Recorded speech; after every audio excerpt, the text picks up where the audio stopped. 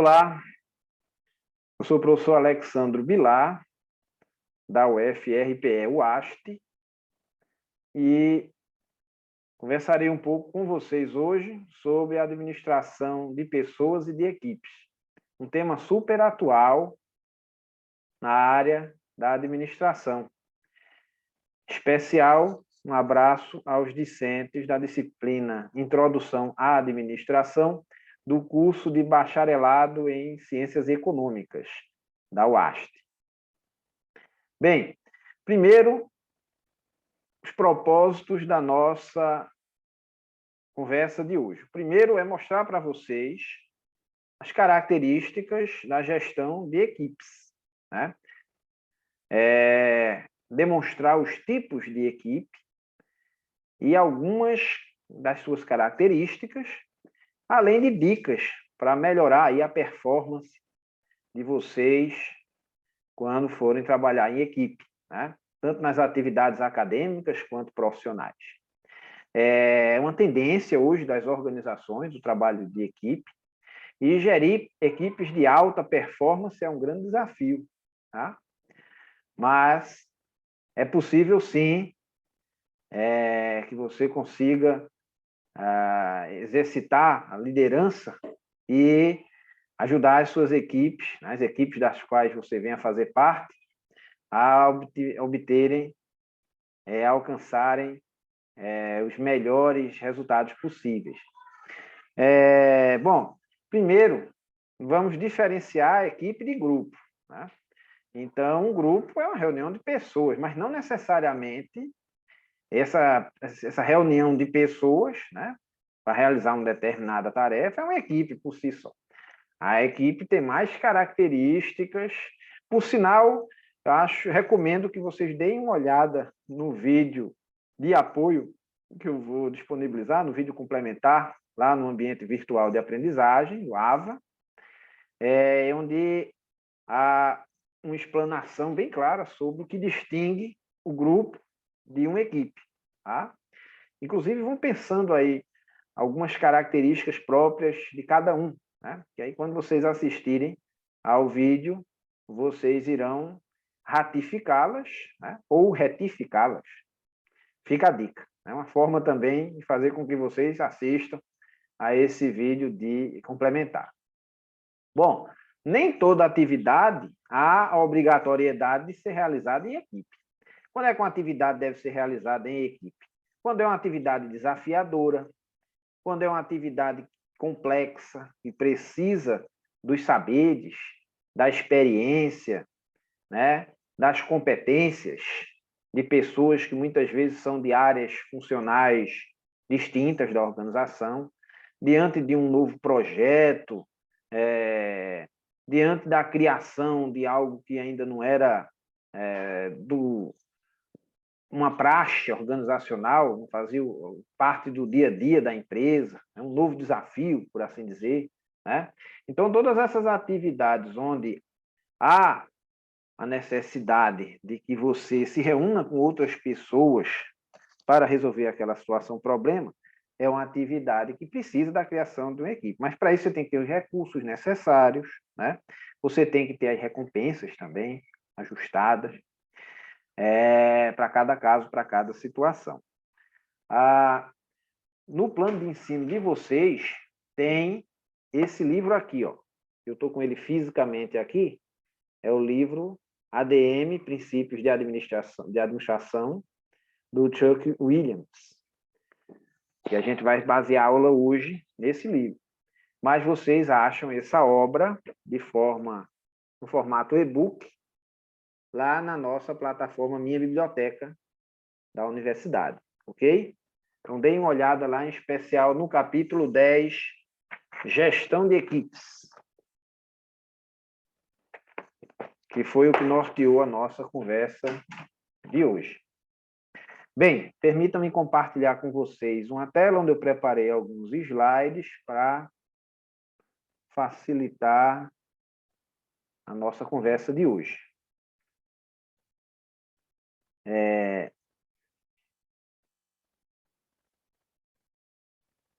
Deixa eu ajustar aqui. Bom, Então, como eu falava, o trabalho em equipe, está sendo cada vez mais demandado no nosso dia, no dia a dia organizacional. Por quê? Porque nós vivemos em sociedade, porque os problemas estão se tornando complexos, né?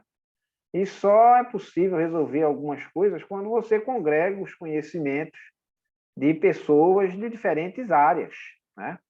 Quando você faz aí uma junção dessas competências, tá? Então, é por isso que o trabalho em equipe vem se tornando tão procurado, tanto no meio organizacional, e por isso que no meio acadêmico também a gente faz o possível para sempre que temos condições, criar atividades em grupo. É claro que o discente, né, que nem todo mundo gosta de trabalhar em equipe, e de fato trabalhar em equipe exige uma predisposição para o trabalho em equipe, né? Mas a gente também vai discutir um pouco isso hoje na nossa conversa, e eu espero que auxilie vocês também no dia a dia acadêmico, aqui dos trabalhos, das atividades de curso, né? Além, obviamente, da vida profissional. Bom, então a definição aqui do Williams para as equipes de trabalho, ele chama equipes de trabalho e dá o seguinte conceito. As equipes de trabalho são compostas por pessoas com habilidades complementares que se responsabilizam mutuamente por alcançar um objetivo comum, atingir metas de desempenho e melhorar processos de trabalho interdependentes. Então, sempre que há necessidade de juntar pessoas de outras áreas, sempre que você tem processos de trabalho que são interdependentes, né, com metas claras, com objetivo comum, você vai ter a necessidade da criação de um trabalho em equipe, né? Essas habilidades complementares se somam. Você cria uma equipe multidisciplinar, você soma as competências dessas pessoas, isso agrega muito valor, né? Você quer criar um novo produto numa organização, por exemplo, então é comum você criar equipes de trabalho de pessoas de diferentes áreas, porque as diferentes áreas estarão diretamente relacionadas com a criação desse novo produto ou serviço. Quando você, agora muitas empresas, diante dessa pandemia, que tiveram que se reinventar, obviamente criaram aí equipes de trabalho para formar o modelo de trabalho remoto, né, ou híbrido. Aqui na universidade mesmo foram criadas equipes, grupos de trabalho para realizar aí dar todo o suporte necessário para que nós passássemos a trabalhar de forma remota, né, e vocês não fossem tão prejudicados. Enfim, as equipes são importantes de acordo com cada demanda organizacional, seja organização pública, privada, do terceiro setor, enfim. E vocês, enquanto estudantes de introdução à administração, têm que entender um pouco como é que funcionam as equipes, né? Quais são as vantagens de trabalhar em equipe. Então, trabalhar em equipe tende a aumentar a satisfação do cliente. Por quê? Porque as equipes, quando se debruçam sobre um problema, né, de um cliente específico, elas conseguem entendê-lo melhor e dar uma melhor solução. Então, imagine, você é uma empresa de consultoria, presta serviço para uma indústria, cria-se uma equipe de consultores para atender especificamente a demanda daquela indústria. Então, a chance de que aquela equipe satisfaça o cliente em suas especificidades e suas necessidades específicas é muito maior do que se você, né, não tivesse uma equipe criada especificamente para aquela situação. Um paciente, quando vai, por exemplo, muitos dos pacientes agora, infelizmente, estão sendo tratados, né, com essa terrível doença da Covid-19, são equipes médicas que se formaram desde o início para o atendimento a cada tipo de reação, para cada cliente, para cada paciente, né? São equipes de pesquisadores criadas para conseguirem trazer as vacinas, né? Para conseguirem criar as vacinas. Então, uma demanda complexa necessitou aí de trabalho em equipe para que a gente tivesse, né, uma melhor solução para aquela situação. Então, Trabalhar em equipe ajuda a aumentar a satisfação do cliente, porque os esforços são expendidos para aquele cliente por uma equipe específica, né? Ou por equipes específicas, dependendo do tipo de situação. Melhoram a qualidade dos serviços e dos produtos, né? Porque quando você trabalha em equipe, a tendência é que o resultado final seja melhor do que individualmente. Quando você, por exemplo, produz um texto, se vocês fizeram recentemente a atividade que eu pedi, por exemplo, o resumo, se cada membro da equipe participou efetivamente lá do resumo, deu suas contribuições, né, o resultado final foi melhor do que se tivesse sido feita por uma única pessoa, né? É um trabalho acadêmico quando é feito por pessoas, desde que essas pessoas se engajem na causa e efetivamente assumam a responsabilidade, que também é uma característica necessária a uma equipe de alta performance, né? Que todos assumam suas responsabilidades. A responsabilidade é compartilhada em busca daquele objetivo comum. A tendência é que o resultado, produto ou serviço, tenha uma maior qualidade. E a equipe, frequentemente, trabalhar em equipe eleva, né, a satisfação no trabalho, porque é mais interessante trabalhar em equipe, né, do que trabalhar sozinho. Você se sente mais recompensado quando você compartilha, né, com os pares as suas necessidades, né, com os seus desafios, aquilo que você precisa resolver. Então, tende a ser muito mais satisfatório do que você trabalhar sozinho, né?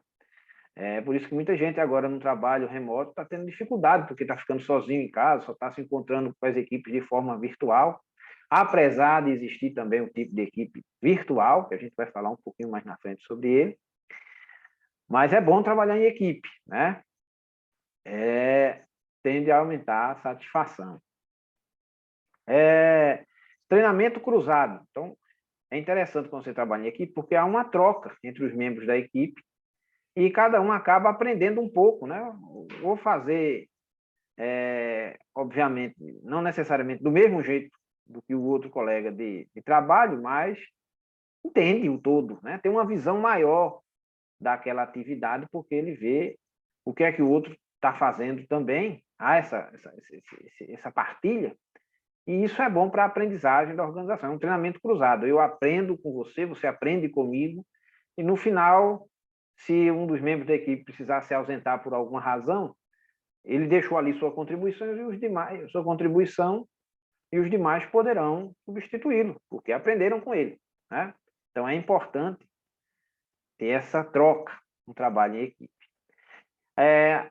Trabalhar em equipe tende também a aumentar a velocidade e a eficiência dos processos e no desenvolvimento de produtos, porque fazer tudo sozinho demanda muito tempo. E quando a gente trabalha, né, distribuindo as tarefas, a tendência é que haja uma maior eficiência nesse processo, seja mais ágil, né, seja mais célere, seja mais veloz.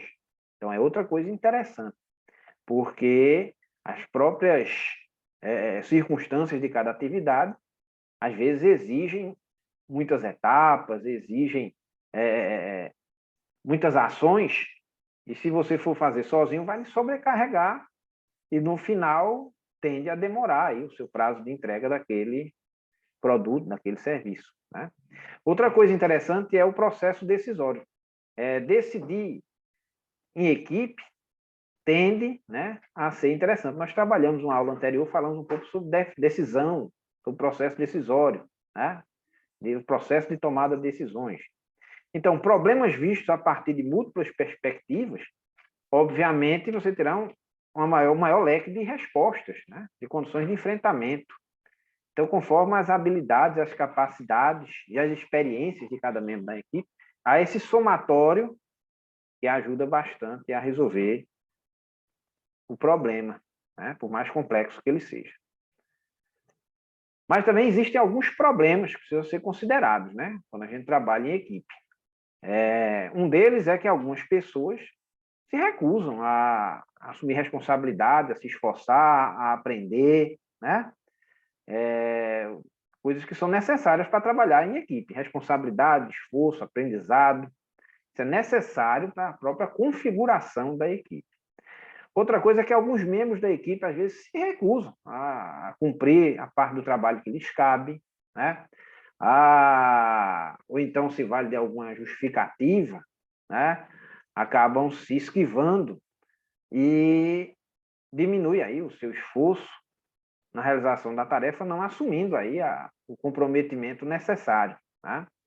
Outra questão é que, às vezes, se você não tomar cuidado, o processo decisório pode ficar lento. Se você for fazer inúmeras reuniões, muitas delas improdutivas e ineficientes, né? Isso toma bastante tempo. Então, é interessante que as equipes também não sejam tão grandes, dependendo aí, claro, de cada circunstância, mas é interessante que haja uma celeridade nas decisões. Você se reúne em equipe para resolver problemas. Você faz reunião com a pauta para resolver uma demanda, né? Do contrário, não vejo sentido de se fazer uma reunião, né? Inclusive, alguns colegas já, certa vez, me comentaram comigo que, às vezes, um bom e-mail resolve muito mais do que uma reunião de horas, né? Desde que seja bem explicado. Enfim, é importante que o trabalho em equipe seja ágil, traga resultados a curto prazo, né? Então, as decisões podem tomar muito tempo se você não gerir bem esse processo, tá? Outra coisa que também pode acontecer é a questão dos conflitos, né? Porque somos humanos, necessariamente as relações humanas, em algum momento vai ter algum tipo de divergência, algum tipo de conflito. E pode ocorrer a chamada dominação da minoria, aquelas pessoas que acabam dominando os debates, né? Você já deve ter percebido, uma ou duas pessoas que acabam sendo o centro das atenções e acaba tirando, desvirtuando o propósito do trabalho em equipe, que é você congregar os saberes de todos. Vai acabando ficando aí, no final, prevalecendo a decisão de A e B, né? Eles vão influenciando os demais. Então, isso é uma coisa que precisa ser bem ajustada aí na gestão da equipe, fazer com que todos tenham voz e vez democraticamente, para que a decisão seja colegiada e, de fato, contemple as experiências, as expertises, as competências de todos. Do contrário, não faria sentido, né? Então, os tipos de equipe. Você tem desde o tradicional GT, que é o grupo de trabalho, né? Quando você junta pessoas que trabalham em conjunto com um objetivo compartilhado, tem uma demanda específica, faz um grupo de trabalho, tá? E vamos resolver, tá? Existe também o grupo de trabalho semi-autônomo, né? Esse grupo tem autoridade para tomar certas decisões, resolver alguns problemas, né? Relacionados ao tipo de demanda específica. Então, tem um pouco de autonomia, por isso que se chama semi-autônomo, não é 100% autônomo, né?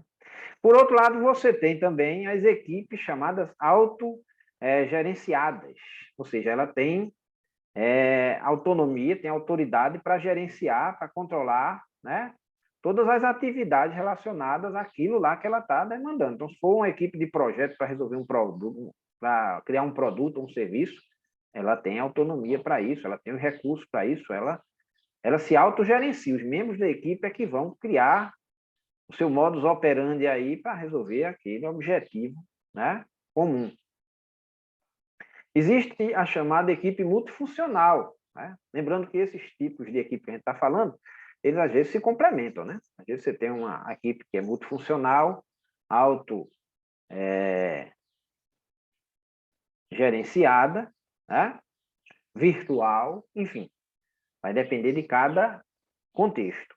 Então, a equipe multifuncional ela é composta por pessoas de áreas funcionais da organização distintas, né? Às vezes até de mais de uma organização. As equipes agora mesmo que trabalharam e que estão trabalhando para a criação das vacinas são de vários institutos de pesquisa, de universidades, né? Que se juntaram virtualmente e trabalharam aí, né? Algumas virtualmente, outras presencialmente mesmo, mas são multifuncionais, né? De diferentes áreas. Equipe de projeto, aquela que é criada para um projeto específico. Então, essa equipe, como o próprio nome diz, equipe de projeto é algo que tem um tempo determinado, né? Não existe um projeto eterno. Um projeto, a sua formação aqui na universidade, né? A sua graduação é um projeto, tem um tempo determinado. Você inicia e termina a sua graduação, se tudo correr bem, e finaliza o projeto de ser graduado em ciências econômicas, em bacharelado em administração, né? Enfim, existem as equipes virtuais. Essas estão, obviamente, agora, por necessidade, em moda, né? Em voga. Estão na moda. A bola da vez agora são as equipes virtuais, por necessidade imposta pela pandemia, né? Então, a tecnologia, né? Nós aprendemos muito nesse contexto, estamos aprendendo nesse cenário. Os membros já estão geograficamente e, às vezes, organizacionalmente dispersos, e eles se reúnem virtualmente, como nós estamos fazendo agora, né? Ou no formato síncrono, né? Que é em tempo real, ou assíncrono, né? Para resolver determinadas demandas, tá?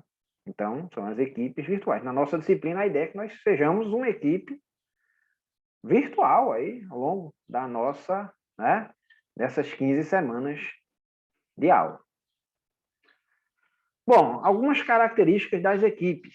Primeiro, as equipes possuem normas. Cada equipe tem suas normas, desde as normas organizacionais, que regem todos de uma empresa, né, até aquelas normas informais que são criadas pelos próprios membros das equipes, conforme suas especificidades, suas demandas, suas características, né? Às vezes você cria normas da chamada organização informal, que são os grupos informais. Então, isso existe também nas equipes. Às vezes as equipes criam suas próprias normas. Ó, para trabalhar conosco tem que ser assim, assim, senão você não faz parte dessa equipe, né? Certamente vocês aí nos trabalhos acadêmicos já devem ter estabelecido suas próprias normas. Fulano e fulano pode participar, Beltrano tem que se adequar. E assim vocês têm as regras do grupo de vocês de acordo com o estilo de cada um, né? Cada um se comporta de uma forma, cada equipe se comporta de uma forma também. Então, a coesão é outra característica da equipe, né? A coesão é a medida na qual os membros são atraídos por uma equipe e motivados a permanecer nela.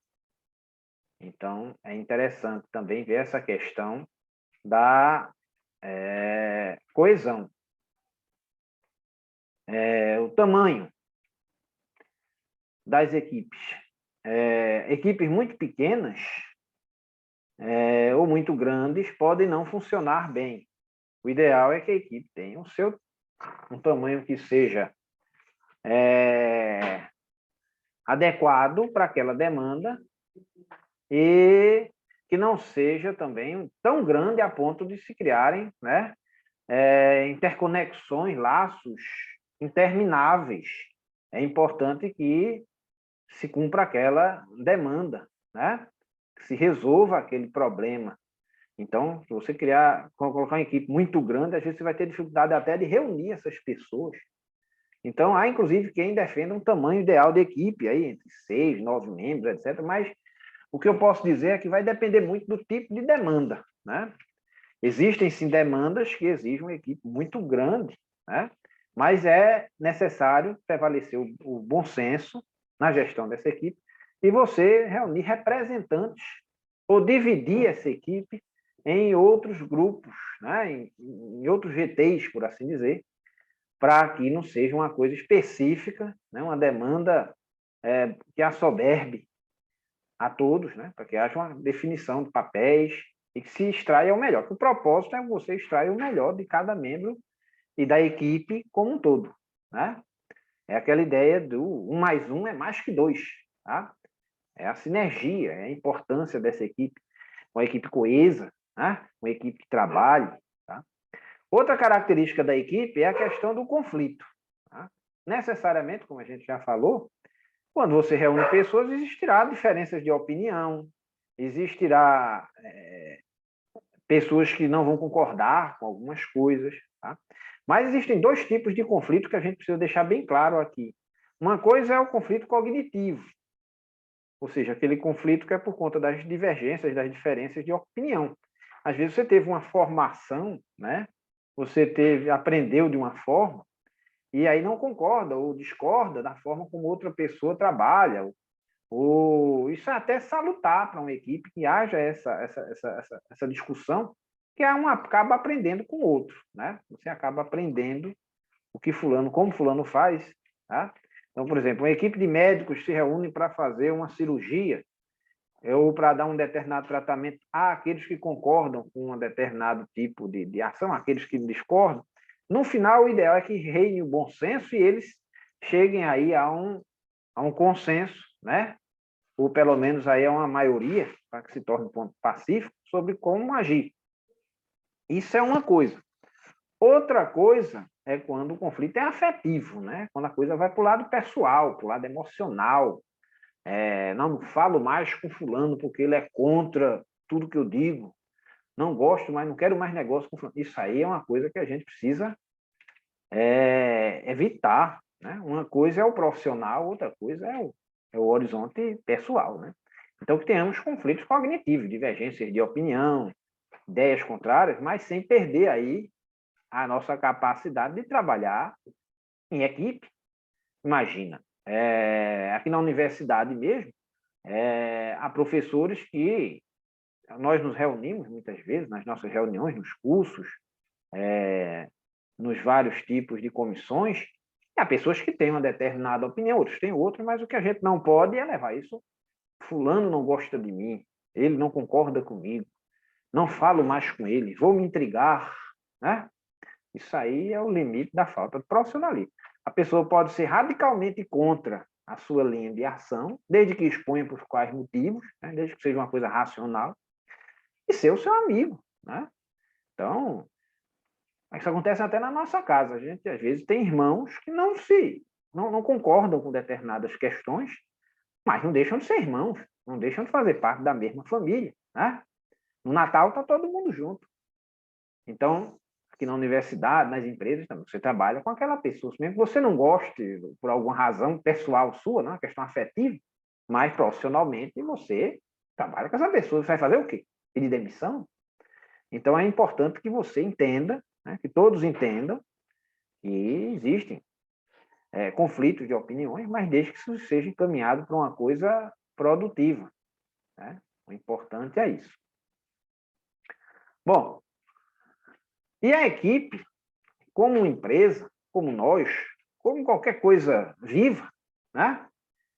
Ela possui um ciclo de vida. Tá? Um produto, um serviço também possui o seu ciclo de vida. É comum eu acredito, quando a gente estudou um pouco sobre estratégia, planejamento, estratégia, a gente deve ter mencionado um pouco sobre isso. Então, existe um ciclo de vida para os produtos, para o serviço, para a empresa, né? Há empresas centenárias, mas há empresas que acabam encerrando suas atividades em curto espaço de tempo, né? Nós também não somos imortais, infelizmente, então nós também temos o nosso ciclo de vida. As equipes, da mesma forma, as equipes também têm o seu ciclo de vida, né? Então, quando é um produto ou serviço, você tem uma fase inicial, né, de criação daquele produto, de crescimento daquele produto, quando ele vai se desenvolvendo no mercado. Depois você chega a uma fase de maturidade, né, de desenvolvimento daquele produto, aquele produto já atingiu o seu ápice, e aí ele entra na fase, nessa curva, né, faz um declínio e esse produto ele deixa de ser interessante até sair do mercado, né? Funciona assim. Então imagine aí, por exemplo, muitos dos nossos aparelhos que utilizamos em casa que quando foram lançados eram uma maravilha, mas com o passar do tempo se tornaram obsoletos, né? E foram substituídos por um melhor, mais interessante, mais tecnológico, né? Os nossos carros também, enfim, vários produtos. Imagina, antigamente a gente salvava os nossos arquivos em disquetes, em CDs, né? E hoje em dia nós salvamos na nuvem, né? Então, nós temos aí que entender que existe aí um ciclo de vida para qualquer produto ou serviço. E numa equipe é da mesma forma, você também tem um ciclo de vida de uma equipe, né? Ou, como outros livros chamam, do ciclo de desenvolvimento dessa equipe, né? As etapas de desenvolvimento. Primeiro, você tem a própria formação da equipe. Surgiu uma demanda, surgiu aí uma necessidade de se formar uma equipe. Esses membros vão se conhecer, né? A organização propicia isso, as pessoas se conhecem, criam-se impressões iniciais, obviamente, né? E as normas ali começam a nascer, né? Começam a conviver, começam a interagir, né? Aí a gente já vai entrando na outra fase, que é do desenvolvimento, né? Começa aí criadas as normas da equipe, né? A questão da gestão de conflitos, né? Desde o início há pessoas que são favoráveis, cada um tem seu jeito, cada um tem seu mundo, né? Então há um momento aí de desenvolvimento até que chega o ponto, o ápice aí dessa equipe, que é a maturidade, né? Quando eles já atuam de uma forma funcional. Todo mundo se conhece, todo mundo sabe aí as habilidades, né? Que cada um tem, há um amadurecimento, começa a criar-se uma lealdade, os membros da equipe começam a se defender as posições uns dos outros, né? A equipe em si, não, isso aqui é a nossa equipe, né? Isso é muito comum aí no esporte, né? Em times de modalidades esportivas, né? Existe um comprometimento com aquilo lá, um engajamento com os propósitos comuns daquela equipe. Então, quando a equipe está madura, todo mundo se conhece e as regras já estão bem claras, né? Cada um sabe os pontos fortes e fracos daquela equipe e tende a ter mais eficiência, mais eficácia a realização das atividades naquela equipe. Tá? E com o tempo, se você tiver uma boa gestão, essa equipe pode continuar assim por muito tempo. Tá? Isso é um grande desafio, fazer com que a equipe atinja esse alto padrão, essa alta performance, e assim se mantenha por bastante tempo. Porque, do contrário, ela vai para a fase aí de declínio, né? E aí as normas começam a ser contestadas, algo que se chama de desnormatização, os conflitos se agravam e, por fim, assim como houve uma formação lá da equipe, ela se extingue, né? Ela se deforma, os membros acabam se dissipando e aquele grupo, aquela equipe tão interessante deixa de existir. Mas isso faz parte aí do ciclo de vida, né? O ideal é que a gente saiba gerir para evitar ao máximo que essa fase de declínio chegue e que essa equipe, na medida do possível, se mantenha ativa o máximo possível naquela organização, né? E consiga aí trazer respostas positivas. Mas também é interessante, aqui um detalhe, que as equipes se renovem, né? Senão a gente cria aí um pequeno reino encantado daquela equipe. Então, naquela equipe ninguém mexe, né? Ninguém é insubstituível. Nenhum de nós é insubstituível, a não ser para as nossas famílias, né? Necessariamente a minha mãe é insubstituível para mim, certamente os pais de vocês também o são. Agora, numa empresa, por mais que a pessoa seja competente em qualquer tipo de organização, mas ela não é insubstituível. Em algum momento, aquela pessoa vai precisar se aposentar, aquela pessoa pode abrir seu próprio negócio, aquela pessoa pode optar por um novo desafio, e nem por isso vai se acabar aquela equipe de trabalho, vai se acabar. É, inclusive, salutar que de vez em quando se oxigene essa equipe, trazendo novas pessoas, né, para formarem esse time, para reforçarem esse time. Isso faz parte do dia a dia organizacional, sem dúvida. Tá? E como é que a gente faz para melhorar a performance das equipes? Isso aí é um grande desafio. Tá? Como fazer com que o trabalho em equipe seja produtivo, seja recompensador, né? Como extrair o máximo de cada membro da equipe e fazer com que o resultado final seja maravilhoso. Tá? Existem aí algumas dicas. Obviamente, não existe uma receita pronta, vai depender de cada equipe, porque se eu tivesse essa receita pronta, eu não estava nem conversando aqui com vocês, eu já tinha aberto uma consultoria, estava milionário. Né? Se algum dia alguém descobrir aí uma fórmula mágica para que todas as equipes desenvolvam de forma maravilhosa suas atribuições e conquistem todos os seus objetivos, essa pessoa aí, ou essa equipe que descobrir isso, será, sem dúvida nenhuma, aí o maior sucesso do mercado. Né? Mas existem algumas coisas, alguns estudos feitos e algumas dicas que podem melhorar a performance do trabalho em equipe, e é com base nessas pesquisas, nesses estudos, que a gente faz uma lista aqui, tá? Uma lista bem simples. Primeiro ponto, para que uma equipe ela tenha um alto rendimento, é muito importante a definição de metas e prioridades. Essas metas e essas prioridades devem ser bem claras. Todos devem entender e estarem comprometidos com essas metas e com essas prioridades. Deve ter um norte. A equipe só vai funcionar bem se ela saber onde quer chegar. Quando você não sabe onde você quer chegar, qualquer caminho vai levar, né, a lugar nenhum, porque você não sabe para onde você quer ir. Mas quando está bem claro o objetivo, quando está bem clara a meta, as metas e as prioridades, o trabalho fica interessante, porque você tem ali estabelecido o parâmetro, né? Então, nós queremos ser a melhor equipe de trabalho dessa organização. Nós queremos ser aí campeões desse campeonato, com a equipe esportiva, né? Nós queremos ser a melhor equipe de vendas dessa empresa. Nós queremos ser os melhores alunos do curso de economia da UAST. Olha aí que maravilha. Então, cada equipe tem, né, tem bem claro aí as metas e prioridades. A organização tem que deixar isso bem claro, né, para que as equipes entendam isso e sigam ao encontro de tais propósitos. Os membros da equipe devem ser adequadamente selecionados. Então, às vezes o problema está na seleção dos membros daquela equipe. E como você não tem todos os recursos do mundo e nem tem à disposição quem você quiser, como você quiser e quando você quiser, você tem que fazer o possível para que as pessoas que compõem aquela equipe, elas sejam as pessoas, naquele momento, mais indicadas para aquela tarefa. Tá? Então, essa seleção ajuda muito. Quando a seleção é bem feita, quando você sabe o problema e congrega as pessoas que necessariamente podem contribuir para resolver aquele problema, a tendência é que essa equipe tenha sucesso. Tá? Então, não se escolhe os membros de uma equipe de forma aleatória.